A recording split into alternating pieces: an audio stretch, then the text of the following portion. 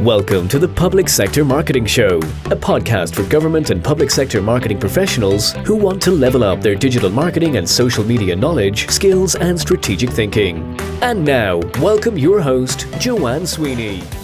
Hello and welcome to episode 35 of the Public Sector Marketing Show. One of the tasks that I love to do as a digital marketer is undertaking social media and digital marketing audits. It gives me an opportunity to lift up the bonnet of your digital marketing and see what's working, what's not working, and why. But one of the main concerns I get as part of the audit process is that competitor or comparative analysis. Anxiety builds within public sector marketing pros, and that's why in this episode I want to talk about why comparison kills creativity when it comes to social media and digital marketing. So coming up in the show, what does a competitor analysis tell you? Why setting your own goals will serve you better for growth? How to communicate your own success to your line manager? Steps to undertake a social media audit. And I speak to Jason Howley of Philomedia about why the data matters and why you should only be focusing on your own.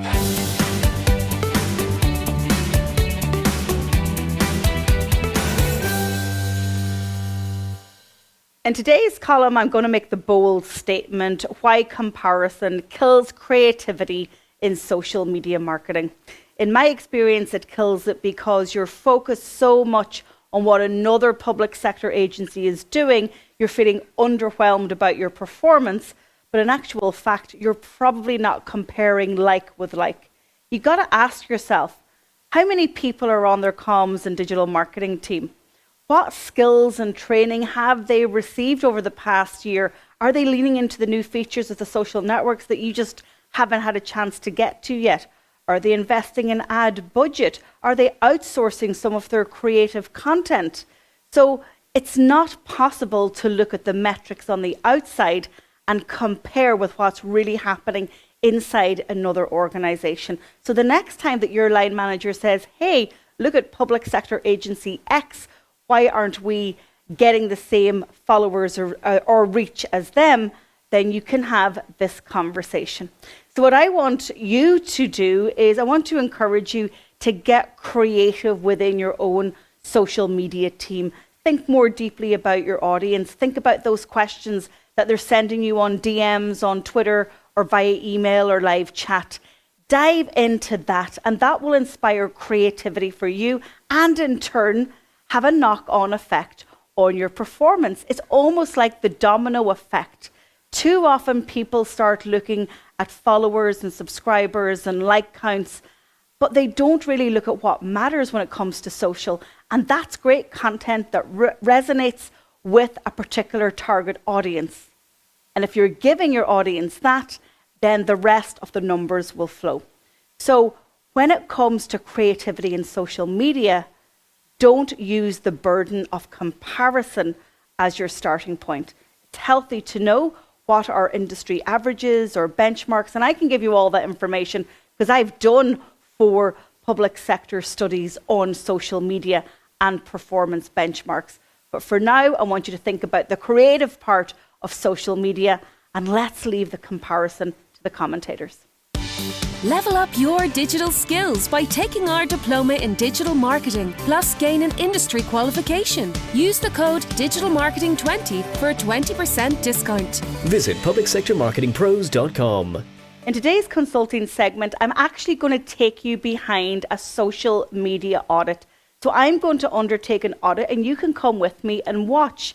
And I'll explain to you in great detail what you're trying to find out, what you will be looking for, and how you can use that information. In this video, I'm going to share with you how you conduct a social media audit. We're at the early stages of the year and you should be thinking about your social media strategy, but you can't truly undertake a social media strategy until you've completed your social media audit. So what's involved? Well, the first thing that you need to do is you need to undertake a brand and a governance audit of all your social networks. So that means, is your brand seamless and consistent right across all social networks, looking at profile photos, header and banner photos, and also looking at the imagery, and perhaps you're going to update your visual brands for this year. Secondly, you need to look at a best practice checklist and understanding if you are adhering to best practice across each social network, because remember, they change all the time. Facebook, Instagram, Twitter, TikTok, LinkedIn, they're always introducing new platform updates. So as to make sure that you are adhering to those. Now let's move to governance. Who has access to your social networks? Do staff or volunteers who no longer work in the organization have access? You need to make sure they're removed.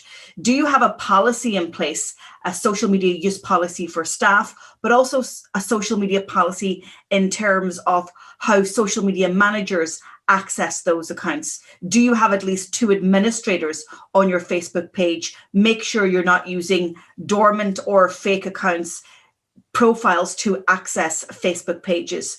So the social media audit from the branding and the governance point of view need to be undertaken first. Then you undertake a performance audit. So the performance audit assesses where you are now in terms of social media metrics. It's not just all about followers and fans and subscribers. It's more than that. It's about your engagement rate. Is your engagement rate on par with public sector and government? Take a look at my 2020 social media report for government and public sector. Also, in terms of social media performance metrics, what about weekly growth? Is your account growing week on week? Engagement rate and weekly growth for me are the top 2 social media metrics that tell you if your accounts are successful or not.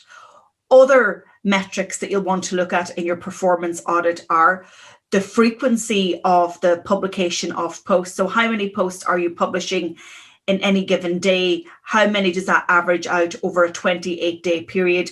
Another thing that you'll want to look at is top performing content and worst performing content. So really understanding the types of content that is resonating with your audience.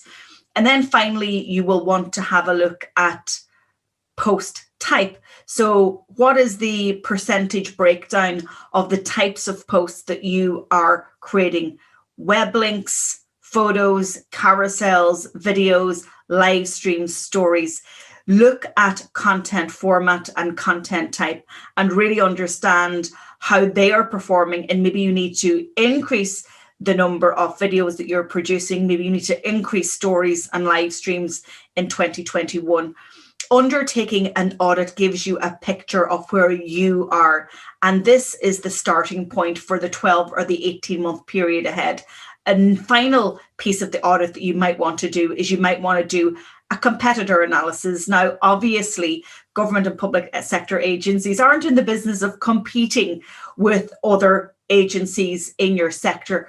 But what you want to do is you want to see what are the performance metrics of the best performing agencies in your sector. So, for example, are you in health? Are you in education? Are you in policing and defence? Are you in citizens' rights? Are you in local government? Are you in national government? Have a look at other agencies in your own country, but also in other jurisdictions, and do a comparison.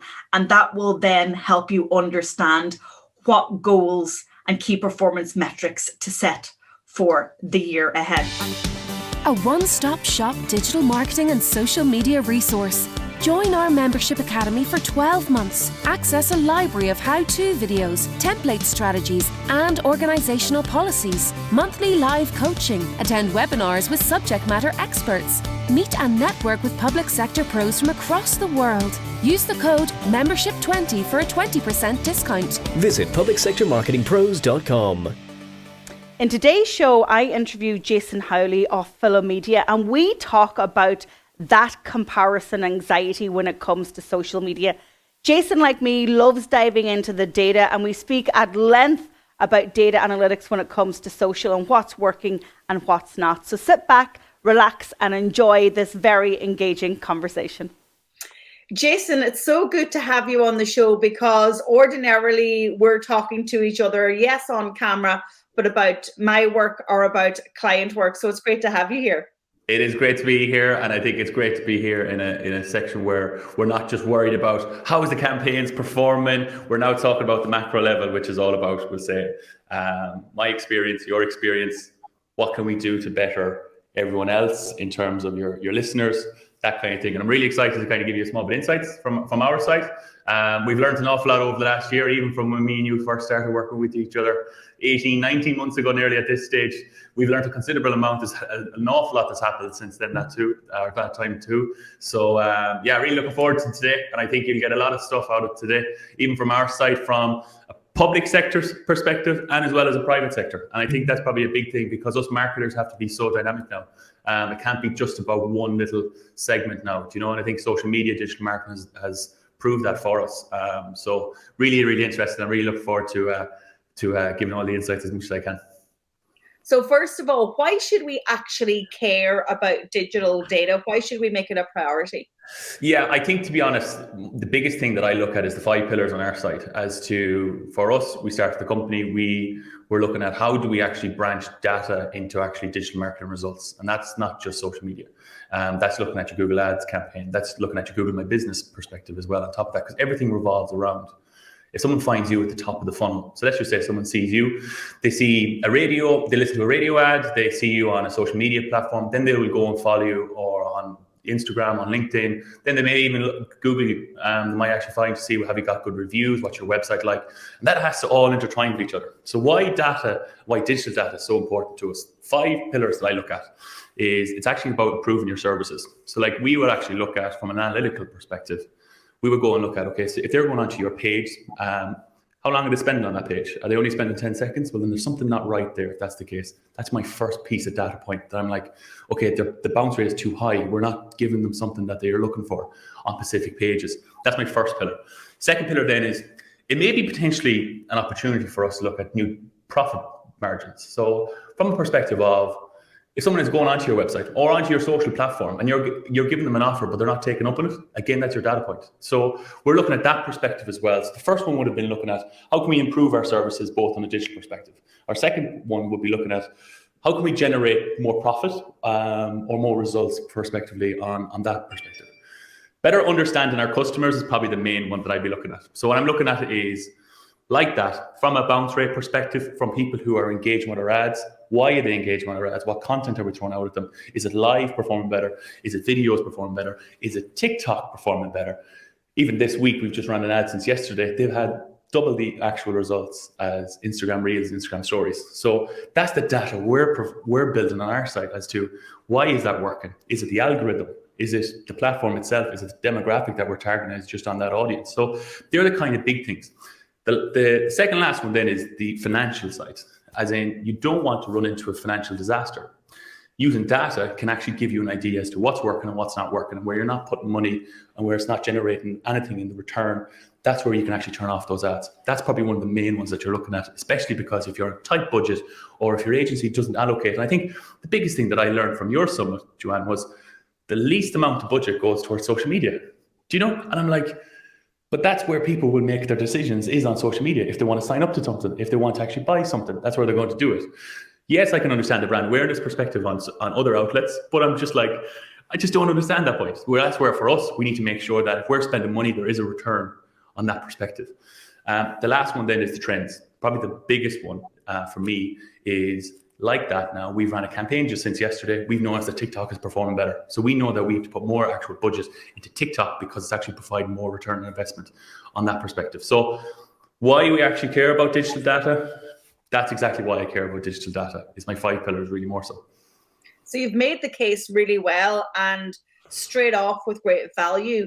So in your experience, right, marketing pros, even those that are working in the business of digital marketing, aren't going into the data. Now, I love the data because I always say to myself, Joanne, all of the answers that you have, all of the frustrations that you have can be answered in the data. But why, in your experience, are some marketing professionals not going into the data? I do feel it's down to two things. Number one is being overwhelmed. I think we can get lost completely in data. I think, to be honest, when I first looked at Google Analytics, I was like, what does segment mean? What does filter mean? All I knew was, let's go to the overview of, we'll say, acquisition. Let's change our date range, and let's build a small bit. But that is a starting point.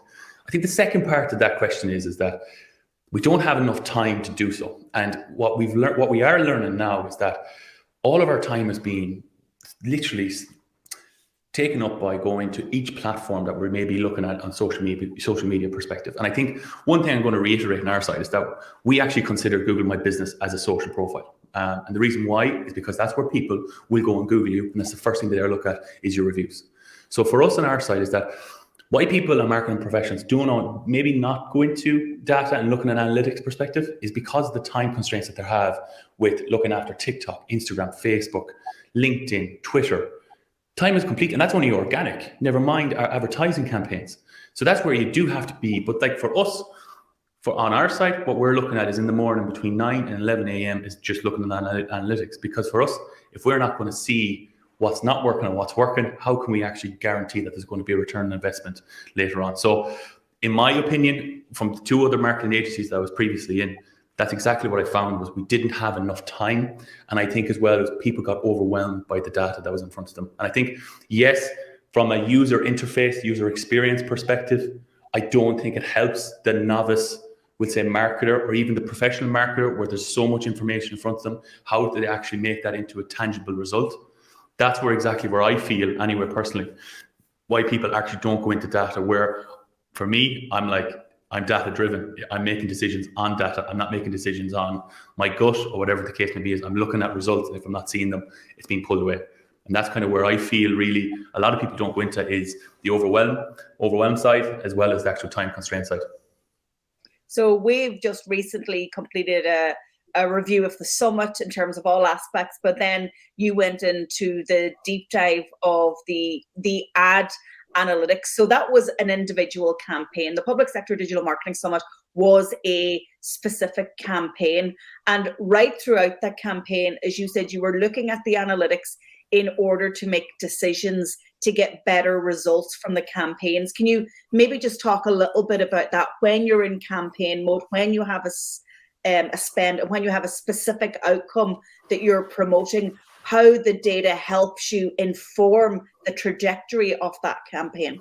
Yeah, and I think the biggest thing is that we cannot forget about your marketing funnel. And I think for marketing campaigns that I'm always looking at, okay, if I have someone at the awareness stage, how do I get them down to the consideration stage and then the conversion stage?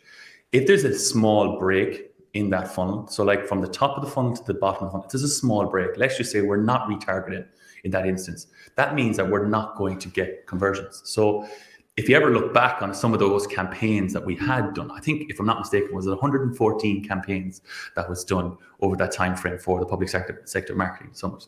Why? Because we had to find out what was working, what was not working. And number two to that, from our side, how do we get the video viewers of 25% in the awareness stage to actual people who are actually sending in their details to actually sign up to the summit? Or how do we get people to at least, I think probably one of the biggest factors that we noticed in that report was that people were actually clicking the attendees button on the event.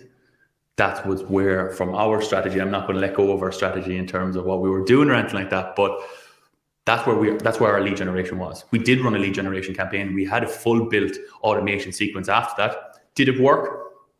It's debatable really more so on that perspective. But for our side is that we need to make sure that if it didn't work, we weren't spending the money and we were putting more money elsewhere. So from our side, what I think probably the biggest thing is that when you're looking at data and how you're looking at setting up campaigns, including, excluding audiences is so vital, and we want to be split testing.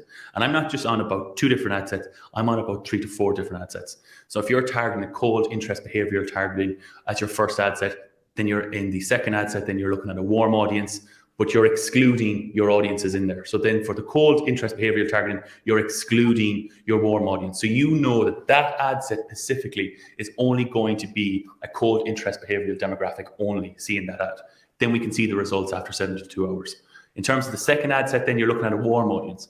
That warm audience then is excluding any lookalike audiences in that demographic. So you know that warm audience ad set, it's just specifically for people who've engaged you previously before, who've been on your website previously before using pixels, watched your videos previously before. So you know how that ad has performed. That one is probably going to be more expensive, but you're not necessarily worried about that because they're the people who actually are your customer loyal base, that would say they are your advocates, really more so for your brand. The last one then is your lookalike. So you're using data and data points to generate people who are exactly like your, would say, warm audience, but have never heard of you previously before. That's the key one that you want to make sure that everything else is excluded on that, because that's where you're generating your customer acquisition then after that. That's how, on an ABC split test, if you want to call it that, that's how we would actually set up ads on a daily basis for a lot of people. And it's just about how we turn on and turn off ads as they actually start perform or where they're not performing. And I think that's the vital thing that people don't realize. People will just go out and do, oh, this is where we think our demographic is, and we're going to go out and target those people. Fine. But then there's also 33% of your demographic have never heard of you previously before, but have the same interest to your warm audience. They're your lookalike, and they're the guys that you're forgetting about. And if we can get 10% of those, that's 10% more than what you would get from your cold interest behavioral targeting over the far side. And I think, to be honest, when you're actually setting up campaigns, and if you're a marketing professional right now, listen to this going, okay, how do I actually go about doing that? Well, then the first thing that I would say to you is set up your campaign, set it up for traffic, landing page views, or if you're setting up conversions, have a conversion value to each, we'll say people who are clicking and we'll say submit or buy now button, whatever the case may be is. You have 3 different ad sets then. One is your cold interest behavior or your keyword targeting, which we found very beneficial for us in terms of Twitter. Then we have your warm audience, who's excluding your lookalike audience. Then the last ad set then will be your lookalike excluding your warm audience. So you have 3 different ad sets, targeting 3 different types of people. What are not intertwined, them ads will never actually cross the same people. Then you can see your results after 72 hours, see which one is performing better. I think that's probably one of the main things that you will be looking at. You could, if your budget was big enough, you could split it up to video viewers, warm audience, engagement, warm audience. You could have, there was one time, this time 2 years ago, coming up to Black Friday, we had 30 different ad sets for one campaign. And managing that was a bit of a big deal, to be honest, because you're looking at literally the finest of metrics. That's one key thing that I would say to you is if you do have the budget, split up those warm audiences. If you have the budget, split up the lookalike audiences. Generate data for yourself. Just get a knowledge of your result, your cost per result, your reach, your impressions, how much it has spent. If it hasn't spent money over the last 24 hours, it's not working, turn it off. Look back at your funnel, see, is it too defined? Is it too broad? That's the case that you'll be looking at. There's a considerable amount of stuff that you can look at in terms of campaigns, but that would be my first thing that I would be looking at, is setting up 3 different ad sets for each campaign.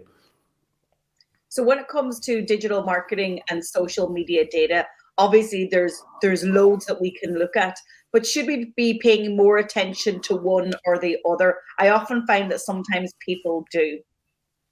Yeah, and I think, to be honest, it depends on the job position that you have. I do feel that in an entry-level position that you could be just looking at your social media analytics and your insights. I think the biggest thing, if you are any type of agency in public sector or private sector or your business, what I'd be saying is what is working for your followers, and look at your actual analytics. I know on Facebook and Instagram do it quite well. I know in terms of Facebook specifically, you can actually go in to see when your people are actually online the most, what they're actually engaging with. That would be the first thing that I would look at in terms of your analytics and how we say insights. Is it digital marketing insights or the social media insights? What I would say is that from my perspective, what I'd be looking at is the digital marketing insights and including my social media insights in that. And I think for me, from a data perspective, I want to make sure that I can quickly go from one tab to the next tab between social media, between Google Analytics, between Google My Business, because I genuinely cannot harp enough how much that's so important now to people. Because from our side, if you're running a Google Ads campaign, you can actually now target that your profile, Google My Business profile, is going to be ranked number 1 in that list if someone is searching for a specific keyword that's affiliated with your business. So what I would say, going back to the question really more so, I would depend on the actual job position. I do feel what I would say to anyone, even if it's students out here and they want to learn really more so as about into insights, into analytics, go on to a Facebook page, go to insights, go to posts, and then it'll actually tell you when people are online. That's your first bit of data. That's when you know you have to put out posts at that specific time and not 6 a.m. in the morning that I see some people doing because they're not online at that time. Then you can go to what are they actually engaging with. That's where you're building your data then. It's that we need to do 3 times more video because they're engaging more with video, or if it's graphics, they need to actually do more graphics. That's where you're building that data. And I think Once you actually start building that data, your content plan every month should be similar, right? So that you actually have a plan of, okay, we're going to do one competition in a month because it's generating that engagement and brand awareness for us. Now we want to be able to retarget them then with a lead generation campaign or a traffic ad to register to our next webinar. They're the key things that if you actually get the top of the funnel right first, then you can actually start generating a lot of a return on investment then at the bottom of the funnel. I think that's probably one of the main things that I would be looking at from our perspective. But I think even from myself and yourself, what we're looking at is the full spectrum in terms of digital marketing insights. And I think being able to hop from your Google Analytics to your social media, to your Google My Business, to your lead generations, that's the key thing for us to be able to see what's working and what's not working. That's definitely it, really.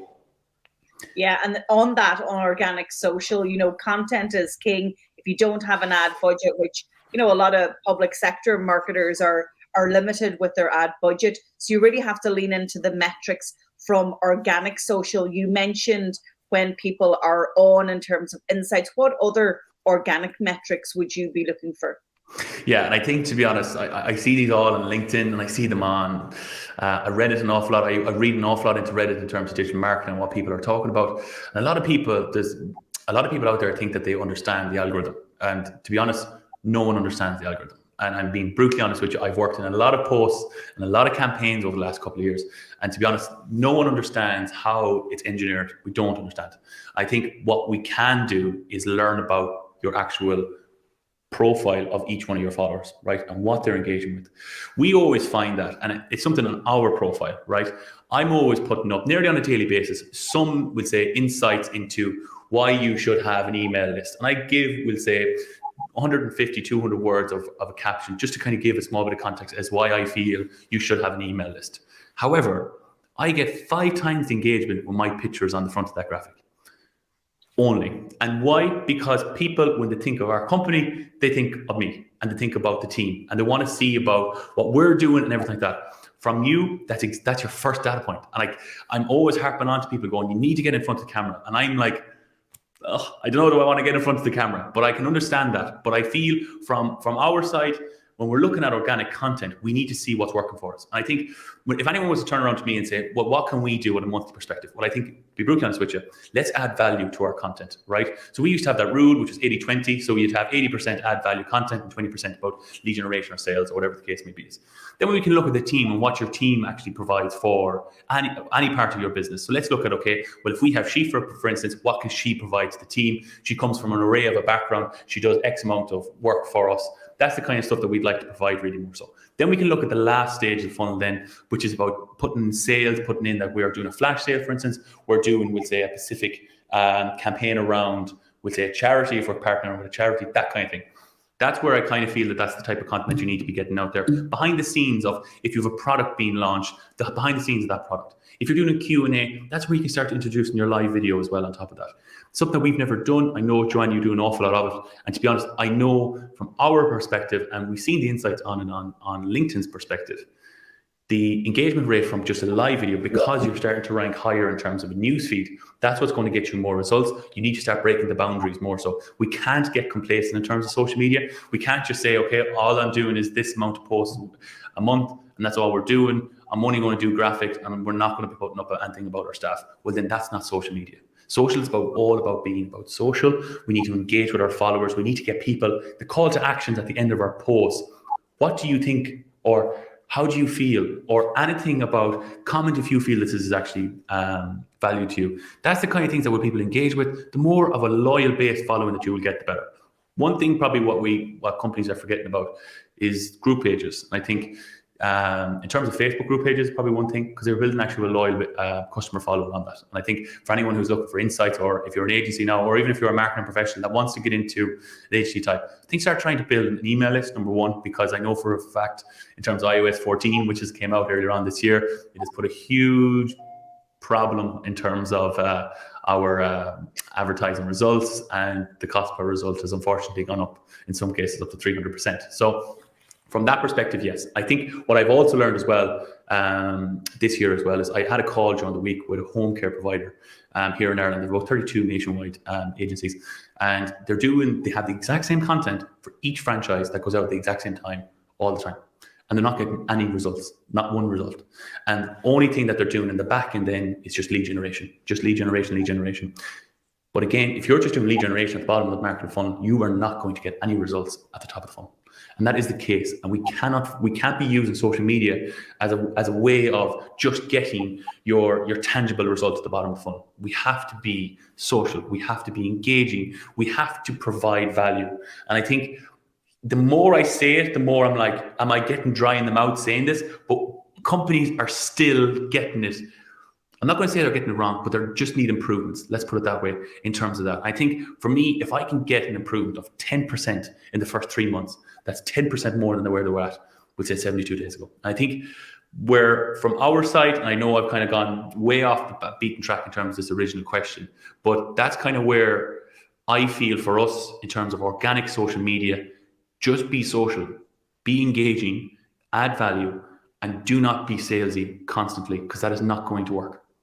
I'm going to finish on that. Apologies. I'm so glad that you went on that rant, because I was nodding profusely at you, because it's called social media, as you said repeatedly. It's not called sales media. And when you go out to sell, even as a public sector agency, you're not selling a product or a service. You're selling your reputation, or somebody to take the vaccine, or to register to vote, or to attend a free information session. If you're just cold and not having that conversation, and then you go straight in for the ask, people are going to reject you. It's actually repelling content. So I totally welcome that rant on that. Let's move from social to web. And, we've got Google Data Studio, we have analytics, we have Google My Business now. I mean, the Goliath that is Google seems to just be getting bigger, and it really scares people. Where do you start? I think the biggest thing is that to get verified, definitely first as a business or an agency, first on Google My Business, definitely. I think the second thing to that then is if you have your website complete and it's fully redesigned and it's developed, I would get a Google index on your website straight away. So that would be the first thing. The second thing to that then is getting your Google Search Console set up account, so that you're getting notified as to what's working for your website and what's not working. And I think them stats is going to be your first data of, okay, we're ranking quite high in this keyword, but I want to be ranking on another keyword. So that's where your SEO comes into things. Thirdly, then is your Google Tag Manager. And everything is just Google this, Google that, Google that. And people can can they just have one dashboard? And I think, to be honest, what we're going to be talking about after is that, yes, there is a potential of a one dashboard. But yes, what I would say to you is then you can look at the Google Tag Manager and start tracking, if you are able to track. Some cases is that some agencies in the public sector, yes, don't like having third-party apps. But I think from our side, imagine that if you were targeting and spending €3,000 a day, for instance, targeting a demographic that's in the west of Ireland, that you wanted to get survey results on a survey, and you're an agency that wants to get these survey results. And if you can't retarget those people who have been on your website and maybe not fully committed into the survey, then you're losing a considerable amount of a following, and then also you're losing a considerable amount of money as well, because you're just constantly targeting the same demographic. So your Google Tag Manager, then you can install all your pixels then via the Google Tag Manager. And it's a nice dashboard as well, because you can actually see how everything is connected. If there's issues, if there's a problem with connectivity, whatever the case may be, that's what I would say. The thing with Google, is that as much as I feel like the user experience is very easy, you can get very lost in terms of what platform do I need to go on to again? Because for us, sometimes we actually have to go into Google Development Cloud as well on top of that, to make sure that the pixels are firing, that the iOS 14 has been set up as well on top of that. So from us, it's just as advanced in terms of how you can get completely caught up in different platforms and everything like that. So yes, Google, what I would say to you is Google My Business first, then Google Index, then we'll say Google, and I'm forgetting the last one, apologies on my behalf, the last one then. So Google My Business, Google Search, and then Google Tag Manager will be the key ones to have on your website. Once you're verified, there's a verification process in absolutely everything. Google My Business can take up to 5 to 20 days. You get a postcard out to your business once you add in the code. Then you can actually start getting reviews. You can start adding actual offers onto your Google My Business. And it's something that people aren't doing. People aren't even verified on. They don't even know that they actually had one. And they could have 100, 200 reviews and they don't even know about it. They're the key things that I would be saying you're completely losing it. You could be spending €400 a month on advertising on Instagram and Facebook, but if you're not verified on your Google My Business, people won't be seeing it. If you don't have a menu, if you're a restaurant, local restaurant in a local area, and you don't have a menu on your Google My Business, well, then you're losing customers straight away, because that's the first thing that they're looking for. They're the key things that you will be saying. As long as your website is indexed, as long as your website is actually optimized correctly for mobile and desktop, then you will start ranking high, very high actually in some of the keywords. That's where your SEO on an ongoing basis, as you know yourself, SEO can be good some weeks, it could be very poor in other weeks. There's black hat, white hat SEO. There's a considerable amount of metrics that you can be looking at as well. But yes, from my side, what I feel is the best for us is Google My Business, Google Index, Google Search Console, and then Google Tag Manager for us. Really more so would be the protocol for us. So there's so many things to measure. There are multiple data points. We have to go into multiple dashboards, and then we have to kind of cobble it together in some way and interpret it, and then make actionable decisions. But what are your favorite tools and software? I'm absolutely convinced that for every digital marketing problem in the world, there's a piece of software, an app, or a tool that can take away that problem or that frustration and make it simpler for us, because that is the power of artificial intelligence and machine learning. So what do you use? Yeah, and I think, to be honest, I think you really more so as to what we actually use here. But I remember back in 2017, I was literally just starting off. I was actually in college doing digital marketing at Lone Institute, or should I say, Technological University of the Shannon, which is now what it's called. And I was working in an agency in Mullingar, and I always found that what we were doing, we used to do weekly reports and we used to do monthly reports. So the weekly reports just give an overview, monthly reports were a full index of a report. But I found that we were just having about 15, 20 tabs open in front of us for one business. It's like you'd have your Google site, you have your social media site, you have your absolutely every tab opened up, and you were trying to go through all this. And I was just like, this is just too much. I was like, there's too much in it for us, and we're just screenshotting all this information. Surely there's a platform out there. Then in 2019, we went to Dublin, and I went to a different marketing agency, and it was more of a higher end of higher scale businesses that we were working with at the time. And again, it was the same thing. We were doing reports on Google Slides at that time, and it was the exact same process. And I found that there was no transparency between the agency here for us and what we want to call client, but I don't like using the word client. So what we use here is partner businesses, because we feel we're actually partnering with the business when we're doing their marketing. For me, then I actually had to do some research. I was like, surely there's a platform out there, and thankfully I found a Danish company that had the exact same, we'll say, thoughts process that I actually had as well. And we actually developed a thing called Smartware. And Smartware is our own platform. We're the only one in Ireland actually having something similar to this. And this software is a full user interface that will connect all your analytics from Google, from social, from all your different social platforms, including LinkedIn, Instagram, Twitter. We are having TikTok added as well on top of that. And we're also looking at, in the next 2 weeks actually, to have Google My Business added as well. Why did we do this? Because we feel that we want to be as transparent as possible to each business that we work with. I think the biggest thing is that this software, you log in at any time and it will generate all the real-time results right in front of you as you actually are talking. I'll send over some screenshots to you so you can actually have an idea of what it is. The biggest thing as well is that how can we bring this to the next level? So that's when we started looking at, okay, how can we generate web leads, B2B business leads? So that's where we generated a lovely, gorgeous JavaScript code that we can run in the background of your website that will generate information as to who is actually accessing your website from a cold calling perspective and also a lead generation perspective as well. And that's fully automated into your inbox and your Google Excel sheet as well. That will have the full list of all the businesses that are going onto your website as well. Second to that then as well, on top of that, if you're running an email campaigns via, we'll say, ActiveCampaign, HubSpot, MailChimp, it's all connected and you get a visual of what's working and what's not working on this. I think the biggest thing for us, and I think on my side, is that yes, you can get overwhelmed. You can get so bogged down into just your Google Analytics, and that's not even looking at your social media. What we generated was a software to actually connect absolutely everything together. As an online platform for reporting, for generating reports, we can actually schedule reports as well on a weekly, monthly perspective that would automatically just go to the partner business that we work with, and all the information will be on it there for them. I think, to be honest, from your side, Joanne, you've actually noticed this as well. On top of that, you've seen it. It's a really nice layout. I think it's very easy to go from one platform to the next, generates the results. You can change your date range straight away. Everything's in real time. We're constantly upgrading it as much as we possibly can as well on top of that. And I think that's why, for me, when any of the businesses that we work with not one person has ever came back to me going, how much did you spend last week? Because all they do now is just go on to the software. They can see exactly what we're doing, what results it's generating. So what I've always found working in agencies is that there was always that just gray area between the agency and the business, that they didn't know what was kind of going on. Whereas for us on our side, you know exactly what we're doing. Literally from straight, you can actually see when the ads are actually going live. You can see it on the software. And that's why, to be honest, we developed it. We're the only one in Ireland right now with it. And to be honest, it's like you put a load of marketing agency owners together and you get this smartware. And thankfully, it has been a great success for us, to be honest. I think that's why we've never actually lost a business that we worked with here in Philomedia. And why? Because we just want to build that, we'll say, psychology of, well, then Philomedia are looking after this. I can see exactly what they're doing. They can log in at any time. You can go onto our website, they can click into it straight away.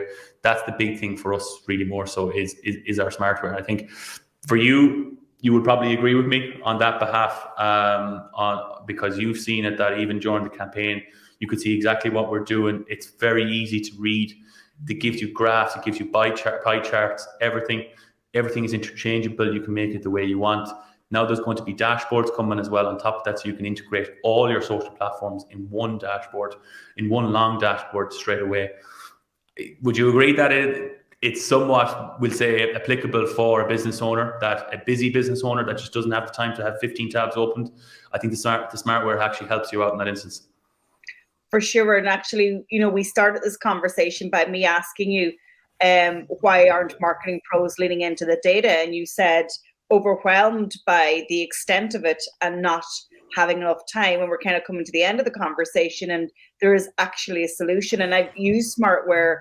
You introduced me to it 2 months ago, and it is a game changer. And people need to start putting their money where their time is being overly spent. Marketing professionals need to be using their time for strategy, for making decisions, for content planning, and not for spending hours and days looking at data. That's what the technology is for. And the technology can do the hard work, and then we can interpret it and make better decisions. And so, I totally agree that it's off its time, but it's definitely going to solve a lot of problems for marketers and take away a lot of pain. And I think it'll give them back their confidence, because I think people lose a lot of confidence in digital marketing when they feel that they can't read the data or they're overwhelmed by it. I think they definitely lost it after iOS 14 as well, because there was a lot of questions around, can I do this? Are we able to run 10 campaigns in one single day? No, you're not allowed now anymore. But there's a lot of things that a lot of people, and especially marketing professionals, definitely did lose. I lost confidence. I was like, I don't like using Business Manager anymore. I don't like using ad accounts because, number one, I'm not getting the return that I used to be getting. Am I questioning my job? That was the kind of thing that was going through. And then obviously COVID didn't help, because you weren't being able to put yourself in front of the business owner and discuss some of the key KPIs that you wanted to discuss at the single time. But we had to work around that. And I think a lot of people just forgot about the fundamentals as to why you're working in marketing. I think that's probably the big thing. We want to actually generate results. How do we generate results? Well, number one, you don't want to get overwhelmed with data. And that's where we generated smartware for that instance, so that we can actually make decisions on data in real time using just one login. So we only have one tab open. We can see absolutely everything in that. I think the second thing to that as well on top of that is for you and for any business owner out there, or even if you're a marketing professional, you don't want to get to a point where you're just constantly doing the exact same thing every single day, because that's not going to generate results for you either. So when TikTok started to announce, we were at their TikTok World event there 2 weeks ago, the first thing that they said to us, we're not getting complacent. And that's the exact thing that marketers cannot do either, is get complacent.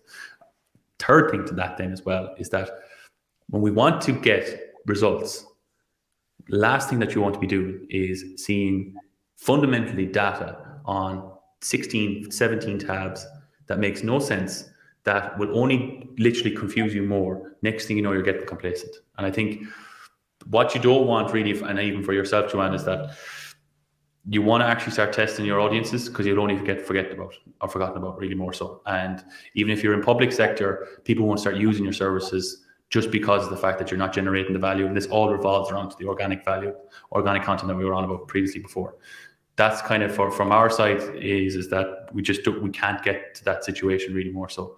after that, Jason, it's been amazing. There's been so much value from beginning to end. And the one thing that I loved about the conversation is that it didn't feel that you were getting too technical. I think you've kind of been able to align the why with the what and then adding in the how. So where can people find you? I'll give you a backlink on the blog post associated with the podcast, but give yourselves a shout out. Yeah, so if you want to have a look at us, I think, to be honest, on a daily perspective on our social media, we want to give as much value as we possibly can. I don't think we've ever actually given one bit of call to action content on our social media. I think for us, we want to just offer as much valuable content. So over on our social media, we're at philomedia.ie is mainly our handles. Our website is at www.philomedia.ie as well.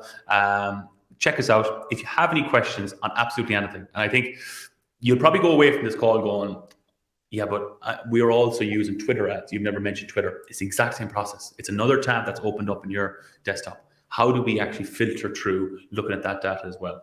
The campaign managers doesn't change. I think for any of us, really more so is how do we actually use the data effectively? So if you have any questions, get in contact with me. I'm on LinkedIn as well. Don't use it as much as I probably should because we're completely caught up here at the moment. But I'm also on LinkedIn. If you have any questions, even in terms of the smartware as well on top of that, we also have any 30-day trials as well for you to check out to see how it works. Please get in contact. We'll connect it all up for you and see how you like it really more so after that. And Joanne, thank you. And to the Public Marketing Sector Show and to everyone. And I hope you all have a good day. Jason, thanks a million. And I just want to say before we go, Jason and Shifra worked with us. And I love the way he said earlier that they don't view their clients as clients or customers. They're business partners. And I have to say, you and Shifra were very much part of our team. And I really appreciated how you embedded yourselves and you were as invested as much as I was invested. And I think your whole ethos around transparency also sits very well with me. So that's just a testimonial for Philomedia. So take Jason up this offer, have a look at smartware, and do, if you want to have a chat about ads, he's the guy to talk to. So Jason, thank you, and I'll talk to you again soon. Level up your social media skills by taking our diploma in social media, plus gain an industry qualification. Use the code SOCIALMEDIA20 for a 20% discount. Visit publicsectormarketingpros.com. If you need some help to spark that social media creativity, why not consider joining our new social media bootcamp? 5 live sessions covering Facebook, Twitter, LinkedIn, Instagram, and TikTok. I'll take you through the top trends and tactics that are working right now to maximize organic reach, and I'll show you the how-to. So these are 5 very practical workshops happening over 3 hours, and you'll get a mini social media plan for each social network, along with the replay and along with other resources. So go ahead over to our website, publicsectormarketingpros.com, and have a look. As always, I have a great resource for you at the end of this show. So go ahead and pick up your copy of Public Sector Digital Marketing at publicsectormarketingpros.com/digital marketing. It's a great ebook, tells you how you can replace the old with the new skills and also how to progress your career. A little reminder also that we have the on-demand Public Sector Digital Marketing Summit ticket now available. So if you missed our 2-day summit about a month ago, you can now watch back all of the episodes, all of the sessions, and all of the workshops. Lots of inspiring information and lots of practical how-to digital marketing and social media workshops. If you haven't already, please share the show with a pro that you know. And as always, I'd love you to rate and review on our YouTube channel and to give us a subscription on your favorite podcast platform. Thanks for tuning in, and I'll see you on the next show. Thank you for tuning into this episode of the Public Sector Marketing Show. This episode has ended, but your digital journey can continue. Head over to publicsectormarketingpros.com to access resources and links mentioned in today's show and to connect with Joanne and her team. Until the next time, be sure to subscribe, rate, and review on your favorite podcast platform.